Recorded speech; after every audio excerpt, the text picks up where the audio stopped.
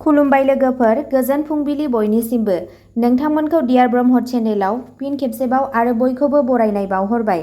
आं दिनै नोंथांमोननि सिगाङाव आरोबाव माखासे खौरां लानानै फैबावलायबाय। आसा खालामो नोंथांमोनहा खौरांखौ नायनानै मोजां मोनगोन।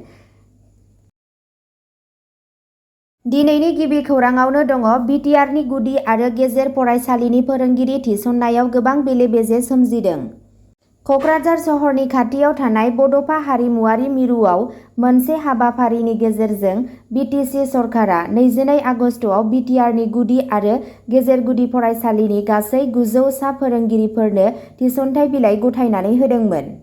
नाथाय बे थिसनथाइ होनायाव गेना खान्थि सोमजिनाया सोराङाव फैदों। बाक्सा जिल्लानि मसलपुराव मोनसे खौरांगिरि मेल खुंनानै माहारियारि उदां फरायसालि सोलोंथाइ फसंथाननि सिङाव टेट उथ्रिसार आफादा बुंदों दि बिटिसि सरकारा फोसावनाय गुदि आरो गेजेर गुदि फोरोंगिरिनि थिसनथायाव गोबां बेले-बेजे सोमजिदों। आफादा बुङो दि रोंग'थिनि नम्बर गैयालासेनो फारिलाइआ फोसावजादों।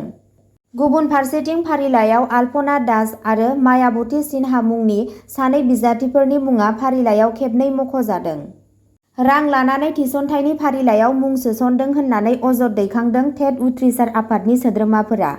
टेट उथ्रिसार आफादा अजद दैखांनाय बायदिब्ला डिएलएड उथ्रिसारनायनि बिजाथिफोरखौ जानगाराव दोननानै नायबिजिरफिननाय समाव फोसावनाय फारिलाइजों लोगोसे थिसनथाइ फारिलाइयाव गोबां फारागथि दं।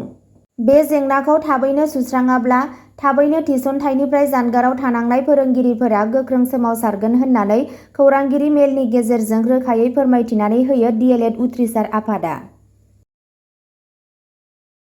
नैथि खौराङाव दङ बड'लेण्ड इएम दावबायसा बर'आ सोलोंथाइ आरो गेलेमुखौ जौगाहोनायाव गाहाय मावथांखिफोरखौ बेखेवदों।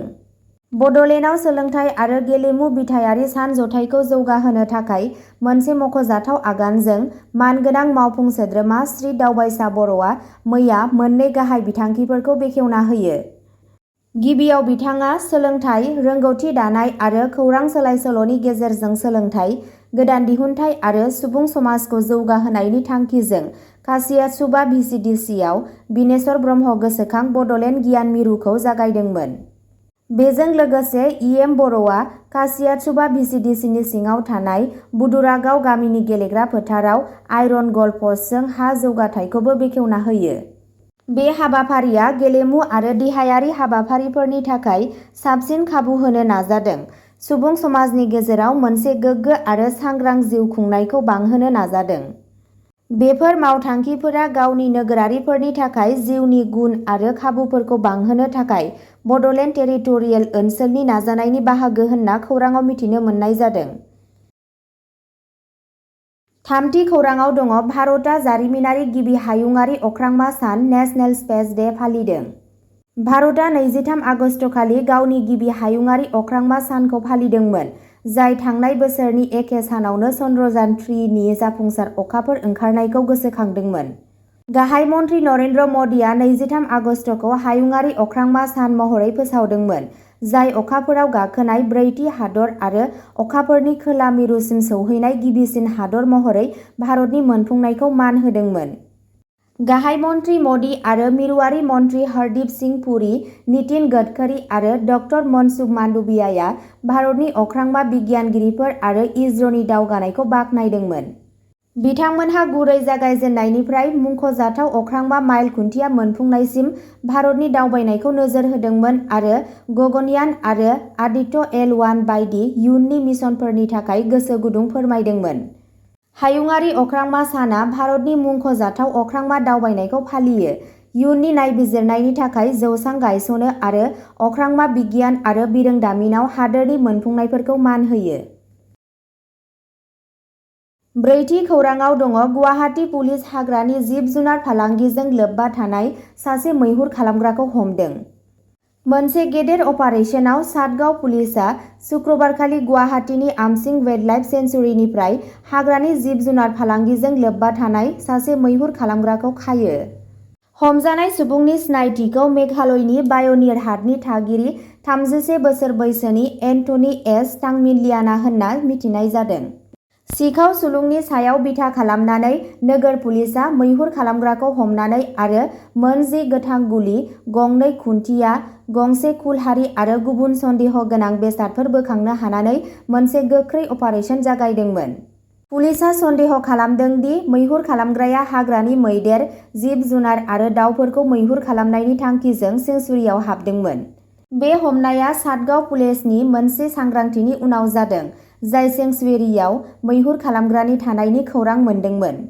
पुलिसआ दा हाग्रानि जिब-जुनार फालांगि नेटवर्क आरो गुबुन सुबुंफोरनि जाथावना लोब्बा थानायनि सायाव आरोबाव नायबिजिरगासिनो दं। बाथि खौराङाव दङ आसामाव अट'रिक्सा सालायग्राखौ बुथारनायनि दायाव 4 सुबुंखौ जिउ जोबजासिम साजा फोसावदों। आसामनि सनितपुर जिल्लानि मोनसे बिजिरसालिया सासे अट'रिक्सा सालायग्रा महम्मद जलिलखौ बुथारनायनि दायाव 4 सुबुंखौ गोब्राब जिउ जोबजासिम जोबथेसालिनि साजा फोसावदों, जायखौ 5 जुलाइ 2017 मायथाइयाव बुथारनाय जादोंमोन। जिल्ला सत्र बिजिरगिरि देबाशिष भट्टाचार्यआ आकबर आली, हजरत आली, बाबर आली आरो अबु हानिफखौ साजा होदोंमोन आरो साफ्रोमखौबो 10,000 रां जरिमाना फोनांदोंमोन। बिजिरसालिया मोनदोंमोन दि बुथारनाया सिगांनिफ्रायनो सानखानायमोन आरो सिगांनि नांलायनायनिफ्राय सोमजिदोंमोन। रिपर्टनि बायदियैब्ला बे जाथाया बरघाट पुलिस थानानि सिङाव थानाय कालियामारियाव जादोंमोन आरो दायनिगिरिफोरखौ मोजाङै नायबिजिरनाय आरो बिसारनि उनाव दायनि थाखाय दायनिगिरि हमनाय जादोंमोन। 8 बोसोर गोजाम केसखौ फोजोबनायनि जाहोनाव बुधबाराव जिउ जोबजासिम जोबथेसालिनि साजा फोसावनाय जादोंमोन। 6थि खौराङाव दङ आसामनि गिबि मन्थ्रि हिमन्त बिश्व शर्माया हादोरनि नैथि बयनिख्रुइबो मुंदांखासिन गिबि मन्थ्रि महरै नुजाथिदों। बावैसो सिगां इन्डिया टुडेनि मोनसे जरिबनि बायदिब्ला आसामनि गिबि मन्थ्रि हिमन्त बिश्व शर्माया हादोरनि नैथि बयनिख्रुइबो मुंदांखासिन गिबि मन्थ्रि महरै नुजाथिदों। मख'जाथाव दि बिथाङा भारतनि गिदिर रायजोफोरनि गेजेराव बयनिख्रुइबो मुंदांखासिन गिबि मन्थ्रि। बे गनायथिया आसामाव जौगानाय आरो समाजारि जौगानायनि गेजेराव मोनसे समानथाय लाबोनो बिथांनि नाजानायनि फोरमान, जाय रायजोनि सुबुंफोरजों गोमखांदों। 7थि खौराङाव दङ आसाम रेलवे पुलिसआ निउ बङाइगाव स्टेशनाव 4 बांलादेशी नोगोरारिफोरखौ हमदों। बांलादेशआव सोलिबाय थानाय जेंनानि गेजेराव आसाम रेलवे पुलिसआ दिनै निउ बङाइगाव रेलवे स्टेशनाव 4 बांलादेशी नोगोरारिफोरखौ खायो। आन्दोआरि बुद्धिनि सायाव बिथा खालामनानै खानाय जादोंमोन, जायनि जाहोनाव मोनसे थांखिजानाय अपारेसन जादोंमोन। बे सुबुंफोरखौ त्रिपुरानिफ्राय फैनाय गंसे ट्रेननिफ्राय हमनाय जादोंमोन। बे हानजायाव 3 लाइमोन आइजोफोर आरो सासे लाइमोनफोर दं, जाय आयेन बेरेखायै आसामाव दावबायगासिनो दंमोन। रिपर्टफोरा इंगित होयो दि सेंग्राया त्रिपुरा सीमा बारदोंमोन आरो भारतआव हाग्रा लामाजों थांलाय फैलाय खालामनो थाखाय दालालफोरनो 25,000 रां होदोंमोन। 3 आइजोफोरा दालालफोरनि मोनसे नेटवर्कनो साफ्रोमबो 15,000 रां होदोंमोन। बिथांमोनहा बुंदोंमोन दि बिसोरो गावसोरनि जोनोम हादराव बांलांनाय आंखालनि थाखाय साख्रि नागिरनानै आसामाव फैदोंमोन। 8थि खौराङाव दङ धुबरीनि गौरीपुराव मोसौ सिखाव फालांगिरिनि दायाव आसाम पुलिसआ 4 हमदों।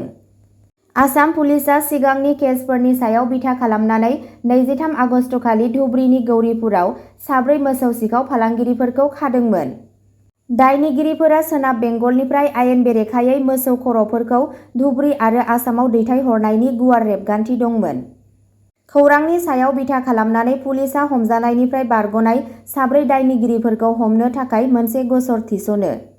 मोनसे सिग्रोमनायनि उनाव गौरीपुर पुलिसआ सिखाव फालांगिरिफोरखौ खायो, जायनि सिनायथिखौ 35 बोसोर बैसोनि नुर जमाल शेख, 55 बोसोर बैसोनि मइनुल हक, 35 बोसोर बैसोनि मइनाल हक, 58 बोसोर बैसोनि मजिबुर रेहमान होनना सिनायथि होदों। गौरीपुरनि पुलिस बिबानगिरिफोरा सिखाव फालांगिनि आदब आरो बिसोरनि लोगोफोरनि बांसिन गुदि खिथाखौ मिथिनो थाखाय सोंनाय-फिननाय जागायदों। बेबायदियैनो पुलिसआ 4बो दायनिगिरिफोरखौ धुबरीनि जिल्ला बिजिरसालियाव दैथायहरगोन होनना सुलुंनिफ्राय मिथिनो मोननाय जादों। 9थि खौराङाव दङ आसाम सरकारा अभिनन्दन सोलोंथाइ लन साबसिडि बिथांखि 2.0 बेखेवदों। मानगोनां गिबि मन्थ्रि ड हिमन्त बिश्व शर्मानि दैदेननायाव आसाम सरकारा गोजौ सोलोंथाइ लानायाव फरायसाफोरखौ हेफाजाब होनो थाखाय अभिनन्दन सोलोंथाइ लन साबसिडि बिथांखि 2.0 लाबोदों। बे बिथांखिया 1 एप्रिल 2020 आरो 31 मार्च 2024 मायथाइनि गेजेराव गनायथि होजानाय सोलोंथाइ दाहारफोराव 50,000 सिम साबसिडि होयो। गोरलैयै सौहैनो थाखाय बे बिथांखिनि थाखाय मोनसे अनलाइन पर्टेल 5 सेप्तेम्बर 2024 खालि फोरोंगिरि सानजों लोब्बा लाखिनानै बेखेवनाय जागोन। बे हाबाफारिनि थांखिया आसामाव फरायसाफोरनि थाखाय गोजौ सोलोंथाइखौ बांसिन बाङाइ बेसेननि आरो गोरलैयै मोननो हानाय खालामनाय। अब्ला दिनैनि खौराङा एसेनोसै। जाय बिथांमोनहा सानसेनि फानजामुथि नायनानै मोजां मोनो, स्क्रिनाव होनाय चेनेल बड' इनफ' पइन्टआव थांनानै नायहैनो हागोन। चेनेलनि लिंकखौ डिस्क्रिप्शनाव होनाय जादों।